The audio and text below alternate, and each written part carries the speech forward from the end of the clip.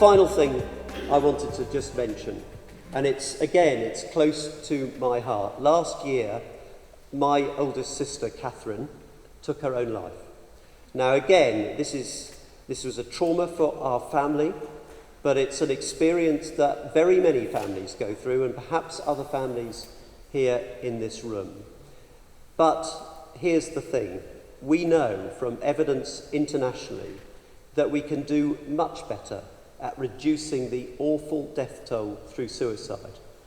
There is a new movement called Zero Suicide Ambition, which is developing internationally. They have produced an international commitment to reduce the number of people internationally who lose their life through suicide. And in the commitment document that they published, they showed that with a whole range of diseases, globally, the death toll through these diseases is on a downward trajectory, whether it's cancer, stroke, heart disease, and so forth.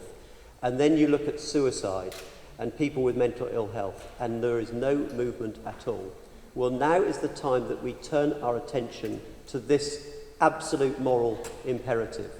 And if you go to Detroit, there an inspired local leader called Ed Coffey challenged the assumption that a certain proportion of people are bound to take their own lives, because that's the way the system actually too often works.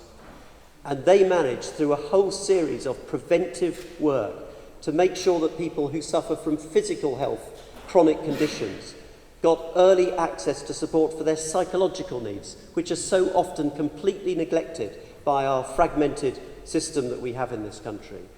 By doing these good preventive things in Detroit, they managed to radically reduce the number of people who lose their lives through suicide. Now, we are hoping in the West Midlands to establish a region-wide zero suicide ambition. We're bringing Ed Coffey across to the West Midlands and incidentally to the east of England in a fortnight's time. And my hope is that he will inspire local leaders to take on the same ambition. Just think about those statistics from the Norfolk and Suffolk Foundation Trust.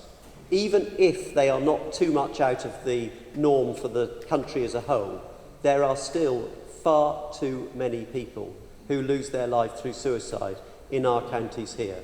And so we have to be much more ambitious to tackle this awful death toll.